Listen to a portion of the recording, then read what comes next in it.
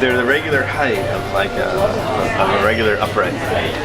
So it's as tall as a normal piano, but it's not as long as a normal piano. There's one octave cut off the top and one octave off the bottom.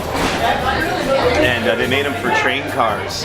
They made them for train cars and bars, like in the 20s. And this was made in 1927. And a friend of mine, piano technician, put some work into it to help restore it a bit. And I have these pickups in here, and I run the pickups into these effects pedals,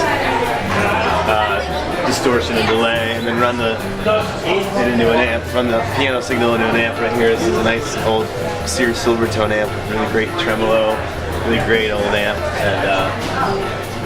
and it's sort of blended with the regular acoustic piano sound. The amp really like creates a nice texture.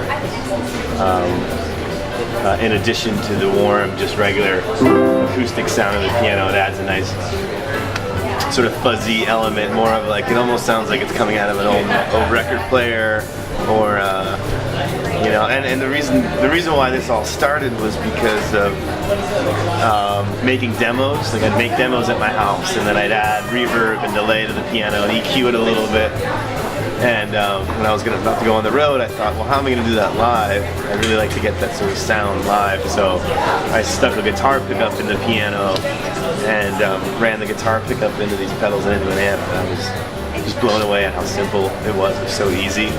And so, but now I travel with my own piano. Even if he does have a piano here, I really like the sound of this piano. Oh, and I forgot to plug in the lights. There's even some lights. I'll plug them in. There you go. I also have a looper here, which has some pre-recorded sounds that I made, some mellotron sounds and some drum sounds, banjo sounds, just different loops that I use for different tunes. And I also have a laptop down there that has a lot of sounds in it for this keyboard. So I have just all the sounds that I use are sounds that I made, and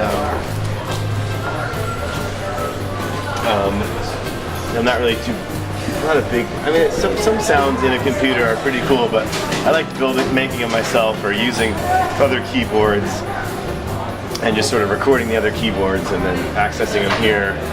It's just easier than bringing the keyboards around, you know, they just don't fit in the van. I like to carry around a Farfisa and all the other great keyboards I have at my house, but it's nice to have them all in my laptop, especially.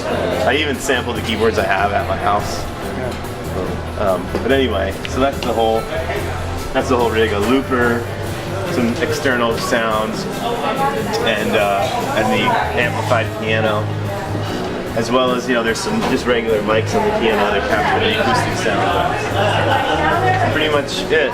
And I have a bunch of circuit bent toy sounds that I use and I sample. Craigslist. It wasn't restored. It was beat up, and I put some work into it over the last year to make it like, because sometimes it's nice to play this sort of music in a room that's not really necessarily a jazz room, like in a rock venue. You know, most rock venues don't have pianos. Most jazz venues do have pianos. So we were playing lots of jazz rooms. It was great, but it's nice to play a room with, you know, people standing up, dancing. I don't mind that vibe. I like that a lot. I don't mind the sit-down crowd either, but I would just wind up not playing certain rooms that I like. Like most recently, we played the Bowery Ballroom in New York, and because I had this, it was a lot easier to do. You know, we would have had to play like the Jazz Standard or some other room, you know. And those sometimes as a concert goer, it's like sometimes people want that side. You know, I mean, it depends. I'm sort of hovering in the middle of both worlds, of like the sit-down jazz world and then like the stand-up, and I want to dance and listen to some loud rock music, you know. Anyway.